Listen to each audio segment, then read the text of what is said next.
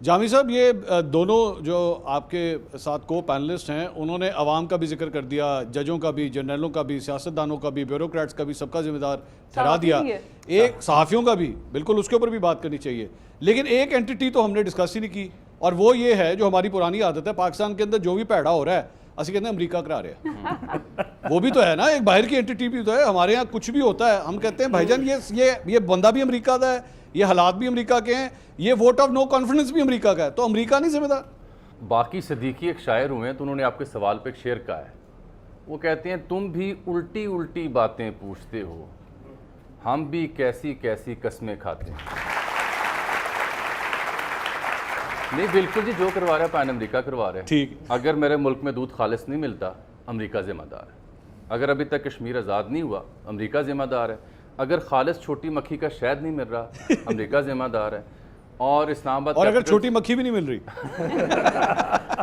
और पाकिस्तान के तमाम इक़्तिसादी, सियासी, गैर सियासी मामलात का जिम्मेदार अमरीका। सर, ये हमारी पुरानी आदत रही है। अमरीका ऑब्वियसली सुपर पावर्स का पाकिस्तान जैसे डेवलपिंग नेशंस में एक अपना इंटरफेरेंस होता है, but how long will continue to blame America. अमरीका के अलावा दूसरा हम किरदार इस्टेब्लिशमेंट का। सर, हमारे मुल्क में हर किस्म की सियासी और गैर सियासी तब्दीली के पीछे या हमें अमरीका दिखाई देता है या हमें इस्टेब्लिशमेंट दिखाई देती है। लेकिन हम ये भूल जाते हैं कि हमारे सियासतदानों का किरदार क्या है। क्या ये सच नहीं है कि हमारे सियासतदान हैं जो मार्जिन देते हैं इस्टेब्लिशमेंट को कि अपना एक कदम जो रखा है उसमें दूसरा कदम भी रखें?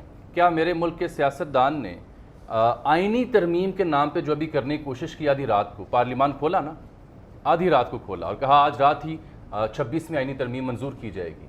मेरे मुल्क के सियासतदान ने जो इस मुल्क का सबसे बड़े 3 इशूज़ हैं उसके ऊपर का पार्लियामान खोलिया, आपको याद है कोई?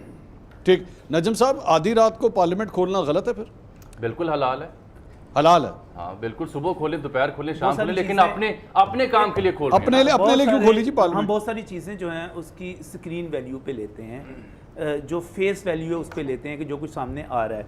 और मेरा नहीं ख्याल कि जो आईनी तरमीम है ये कोई अचानक सामने आई। मुझे पूरी तरह यकीन है ये मोहसिन नकवी साहब जब पहली दफ़ा जाके मौलाना फजल रहमान के साथ उनका बहुत एक करीबी तल्लक है, बहुत सारे लोग जानते हैं पर्सनल तल्लक है, उनके घर में आके रहते रहे हैं मौलाना फजल रहमान। उन्होंने एक बेड़ा लिया कि मैं मौलाना को कायल करूँगा। मौलाना को जाके ये सारी चीज़ें बताई गई।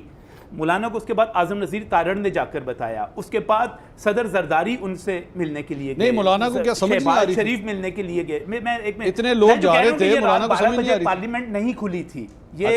ये सुबह 11 बजे इजलास था, फिर 4 बजे हुआ, फिर रात 10 बजे हुआ, 11 बजे हुआ। बहुत सारी चीज़ें ऐसी होती हैं कि हमें उसका इल्म रखना चाहिए कि ये चीज़ें बैक एंड पे हो रही होती हैं और वो सामने नहीं आ रही होती। कोई भी आईनी तरमीम इस तरह नहीं हो सकती। इख्तलाफ है, नजम साहब हमारे बड़े हैं, सीनियर हैं, ऑब्वियसली इख्तलाफ राय का हक होना चाहिए। जो 18वीं तरमीम पे मेरे मुल्क के तमाम सियासतदान 6 माह के लिए सर जोड़कर बैठे रहे, ड्यू डिलिबरेशन उसके ऊपर हुई, चाहे बंद नहीं सर।